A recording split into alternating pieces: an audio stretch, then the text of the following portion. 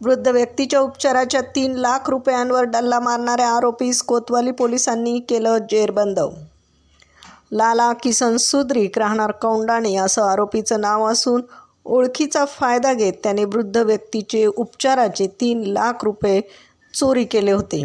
दरम्यान 22 फेब्रुवारी रोजी पेट्रोलिंगच्या वेळी गुप्त बातमीद्वारा कोतवाली पोलिसांना सदर फरार आरोपीबाबत माहिती समजली होती।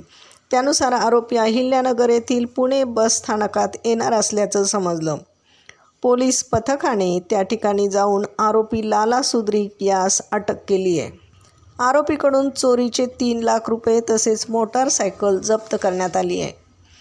सदरची कारवाई पोलीस अधीक्षक सोमनाथ घारगे, अप्पर पोलीस अधीक्षक वैभव कलुबर्मे, उपविभागीय पोलीस अधिकारी दिलीप टिपरसे यांच्या मार्गदर्शनाखाली संभाजी गायकवाड, संतोष बनकर, राहुल शिंदे, रोहिणी दरंदले, विनोद बोरगे, साबिर शेख, विशाल दळवी, अविनाश वाकचौरे आदींसह पोलीस पथकाने केली आहे।